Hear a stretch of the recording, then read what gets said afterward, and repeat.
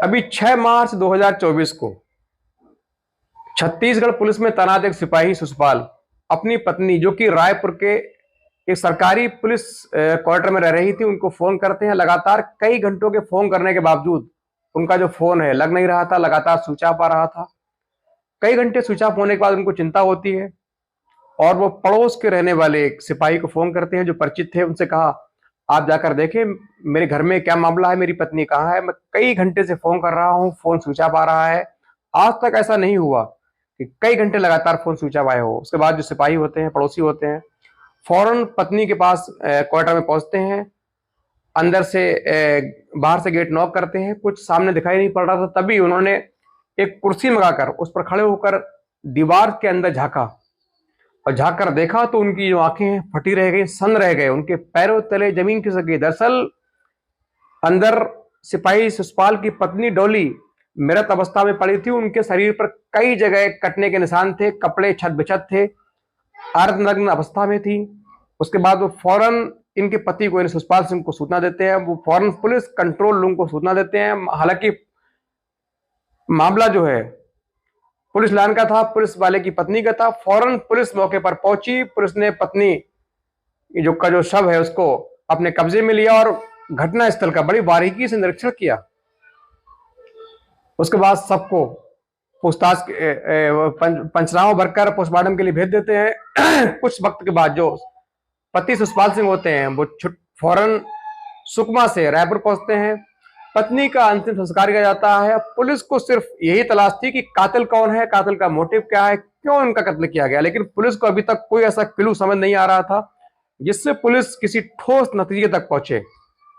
अब पुलिस कहीं ना कहीं इनके पति को ही, मृतक महिला डॉली थी, इनके पति सुषपाल को ही शक के दायरे में ले रही थी। और शक के दायरे में लेकर पुलिस ने बाकायदा पत्नी के मोबाइल की सीडीआर निकाली। सीडीआर से भी कोई ऐसा सुराग नहीं मिला जिससे लगे कि पति ने ही हत्या की है कि कोई और इस हत्या में शामिल है। अब पुलिस के लिए यह मर्डर एक मिस्ट्री बन चुका था। पुलिस लगातार टीमें बनाकर और खुलासा करने का प्रयास कर रही थी। क्योंकि पुलिस मैन की पत्नी का सवाल था, लिहाजा पुलिस पर दबाव भी था और अपने ही विभाग की एक सिपाही की पत्नी का खुलासा न करना पुलिस की कहीं ना कहीं फजीयत भी करवा रहा था। लिहाजा पुलिस बड़ी बारीकी से फूक फूक कर कदम रख रही थी। इस घटना को हुए लगभग एक सप्ताह से अधिक वक्त हुआ। ठीक 15 मार्च अभी 2024 को रायपुर पुलिस की एक टीम यूपी के भदोही पहुंचती है और भदोही पहुंचकर वहां से सीधे एक युवक, 28 वर्षीय युवक जय सिंह उर्फ राहुल के घर पहुंचती है। अब सीधे उसको गिरफ्तार करके अपने साथ छत्तीसगढ़ ले जाती है। उससे पूछती है, तमाम घटना के बारे में पूछताछ करती है। पहले सब साफ मना करता रहता है, डिनाई करता रहता है, पुलिस को गुमराह करने की कोशिश करता है। लेकिन पुलिस की सख्ती के आगे, क्रॉस क्वेश्चन के आगे वो टूट जाता है। उसके बाद कहता है, मैं आपको सारी घटना सही तरीके से बता दूंगा, लेकिन आप मुझे पहले ये बताएं कि आप मेरे तक पहुंचे कैसे, मुझे आपने पकड़ा कैसे। मैंने कोई सबूत भी नहीं छोड़ा, कोई वॉइस कॉल भी, सीधे कॉल भी नहीं की, सिर्फ नेट कॉल के अलावा, तो आपने मुझे कैसे पकड़ा। फिर पुलिस कहती है, पहले तू पूरी घटना को सिलसिलेवार तरीके से बताओ, उसके बाद मैं तुमको बताऊंगा तुमको मैंने कैसे पकड़ा। फिर ये जो जयसिंह है, ये दरअसल ये बताता है कि कुछ सालों पहले जब टिकटॉक का जमाना था उस वक्त ये जयसिंह है मुंबई में काम कर रहा था। वहां रहकर ये टिकटॉक पर वीडियो बनाया करता। इधर जो पुलिसमैन की पत्नी डॉली है, ये टिकटॉकर थी, वीडियो बनाने की शौकीन थी। ये दोनों दूर रहकर वीडियो बनाते थे, उसके बाद मर्ज करते थे, उसके बाद टिकटॉक पर पोस्ट करते थे। इनकी वीडियो काफी चलते भी थे। चूंकि जो पुलिस वाले की पत्नी है, इनकी अपने पति सुषपाल से, इनसे संबंध अच्छे नहीं थे, इनके कोई औलाद नहीं थी, शादी को कई साल हो गए, कोई संतान ना हुई, दोनों के बीच कलह चलता था, संबंध अच्छे थे नहीं, दोनों अलग अलग रह रहे थे।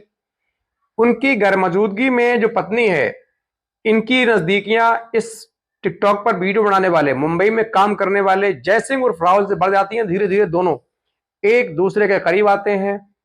जब करीब आते हैं तो फिर प्यार हो शुरू हो जाता है। इनके टिकटॉक पर वीडियो लगातार पड़ रहे थे। अब तक ये दोनों लगातार नेट कॉल कर रहे थे, व्हाट्सएप कॉल या मैसेंजर कॉल, उससे बात हो रही थी। उसके बाद जो पत्नी कहती है, ठीक है, अब हमारी दोस्ती और प्यार को काफी दिन हो गए हैं, हमें एक बार जरूर मिलना चाहिए, देखना चाहिए, हम लोग आपस में मिलकर बैठ कर बात करनी चाहिए। जयसिंह फौरन तैयार होता है और सीधे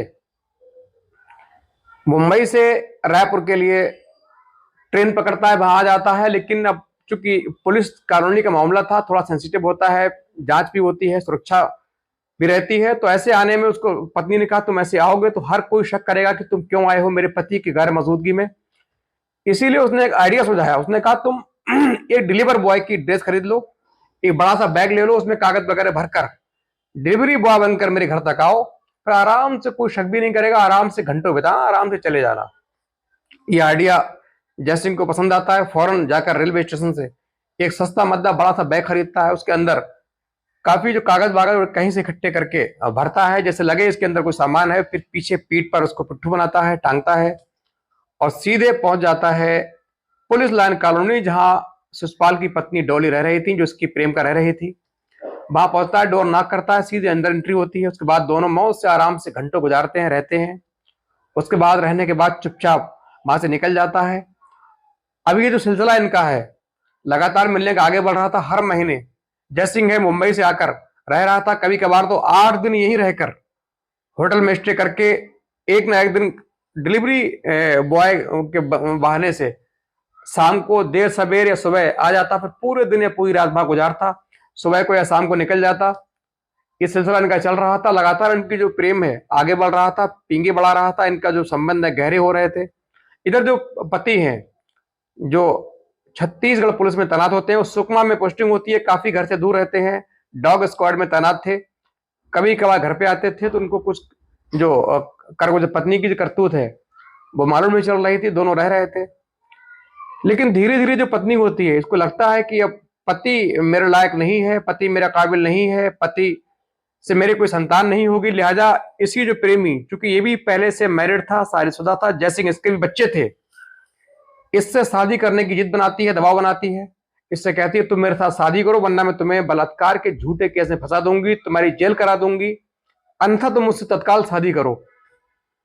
अब जयसिंह अब तक तो मजे ले रहा था, पूरा एंजॉय कर रहा था, लेकिन अब उसको लगा कि कहीं ना कहीं मुझ पर बोझ पड़ने वाला है, मैं फंसने वाला हूं। क्योंकि उसकी पहले से पत्नी थी, इसीलिए उसने सोचा कि क्यों ना अब कोई ऐसा कदम उठाया जाए, ऐसा प्लान बनाया जाए जिससे मेरा ऐसे छुटकारा हो जाए। बहुत सोचता रहता है, काफी दिन सोचता रहता है। इधर जो डॉली है लगातार फोन करके, व्हाट्सएप कॉल, मैसेंजर कॉल करके इससे लगातार इसको टॉर्चर कर रही थी, इसको टेंशन दे रही थी कि जल्दी शादी करो, वरना मैं पुलिस जाकर तुम्हारी कंप्लेंट करूंगी, तुम्हारी पूरे सबूत दूंगी और तुम पर रेप का केस लगाऊंगी, जिससे तुम्हारी जीवन भर, तुम्हारी उम्र है जेल में कटेगी, तुम्हारा जीवन नरक बन जाएगा।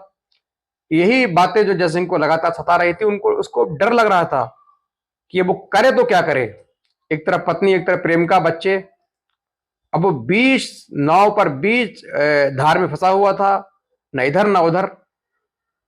लिहाजा उसने फिर एक खौफनाक प्लान तैयार किया। उसने एक बहुत दरिंदगी वाला जो प्लान है बनाया। उसने सोचा किसी न किसी तरीके से मैं इसकी हत्या कर दूं, इसको रास्ते से हटा दूं, और हत्या इस प्रकार से करूं कि किसी को शक भी ना हो कि हत्या मैंने की है। इसी इरादे से उसने पत्नी से, डॉली से फोन करके कहा कि मैं, व्हाट्सएप कॉल से कहा कि मैं आ रहा हूं, मुंबई से तुम्हारे पास आ रहा हूं, वहीं रहकर हम तुम्हारे साथ रहेंगे, फिर धीरे से चुपके से मंदिर में चलकर शादी कर लेंगे। इस पर डॉली है खुश हो जाती है, एकदम राजी हो जाती है। तय वक्त पर जयसिंह इस बार फ्लाइट के जरिए रायपुर पहुंचता है। रायपुर से सीधे कोरियर का सामान लेकर के, बहाना करके डिलीवरी बॉय बनकर सीधे पुलिस लाइन के उस क्वार्टर पहुंचता है जहां डॉली रह रही थी। सीधे अंदर जाता है, साथ में रहते हैं, बैठते हैं, बातें करते हैं, वक्त बिताते हैं। इसी दौरान शादी करने की बात आती है, फिर दोनों के बीच बहस होती है, तकरार होती है, दोनों में खूब लड़ाई होती है। इसी दौरान जो जयसिंह है मौका देखकर अपने साथ एक पैनी नुकीली कैंची लेकर के आया था। उस कैंची से उसके गले पर, सीने पर, पेट पर, सिर पर गंभीर वार करता है। एक से बढ़कर एक ताबड़तोड़ प्रहार से जो पत्नी डॉली है उसके शरीर से खून का फव्वारा छूटता है, नीचे गिर जाती है। ये लगातार वार करता रहता है जब तक उसकी मृत्यु नहीं हो जाती है। फिर उसके सबको घसीटता हुआ, नफरत से, गुस्से से खींचता हुआ पूरे आंगन में, लॉन में, कमरे में घुमाता है। जगह जगह खून के फव्वारे, खून की धारें चली। उसके बाद धीरे से कपड़े बदलकर चुपचाप वहां से फरार हो जाता है। सीधे ट्रेन पकड़कर मुंबई न जाकर सीधे अपने घर भदोही, यूपी के भदोही आता है। चुपचाप आराम से रहने लगता है। लेकिन पुलिस जो थी उसके लिए पुलिसमैन की पत्नी की जो हत्या है उसकी जो मिस्ट्री बन गई थी, पुलिस की फैयत हो रही थी, अभी तक घटना का खुलासा न होना पुलिस की कार्यशैली पर सवाल उठ रहे थे। लिहाजा पुलिस पूरी मुस्तैदी से घटना का खुलासा करने के लिए काम कर रही थी। पुलिस ने फिर से इनके घर के आसपास, मृतक जो पत्नी है डॉली, शिशुपाल सिपाही के क्वार्टर के आसपास अंदर बाहर चारों ओर हर एंगल से जांच शुरू की, तो उनको एक बहुत अच्छा सबूत मिलता है। दरअसल उनको उसी रूम में टेबल के पास एक हवाई जहाज का टिकट मिलता है जो मुंबई से रायपुर के लिए था। उस पर बाकायदा पूरा नाम पड़ा हुआ था, पीएनआर नंबर था। उस नंबर से ही पुलिस ने सीधे रायपुर एयरपोर्ट पहुंचकर टिकट दिखाकर पूरा एड्रेस निकाला, पूरा जो उनका जो आईडी है निकाली। उसके बाद सीधे पुलिस की टीम भदोही पहुंची, गिरफ्तार किया, सीधे ले गई। उसके बाद जो जयसिंह है इसने अपना गुनाह कबूल कर लिया। फिर पुलिस ने कहा तुमने गलती की थी, तुमने दरअसल हड़बड़ाहट में अपना हवाई जहाज का टिकट वहीं छोड़ दिया था, उसी के सारे तुम पकड़े गए। सुनने के बाद जो जयसिंह है अपना माथा पीट लेता है, सर पकड़ लेता है, रोने लगता है। उसके बाद जो तमाम फॉर्मेलिटी अदा की जाती है, उसके बाद इसको गंभीर धाराओं में अभियोग पंजीकृत करके सीधे जेल भेजा जाता है। और दोस्तों, ऐसी कहानी सुनाने का मतलब किसी को हताश करना नहीं है, बल्कि आपको आगाह करना है, आपको सचेत करना है, सावधान करना है कि आने वाली घटनाओं से, इन घटनाओं से आप संज्ञान लेकर आने वाले वक्त में होशियार रहें, सतर्क रहें, सावधान रहें, जिससे आप और आपका परिवार महफूज रहे। ऐसी हमारी कामना है।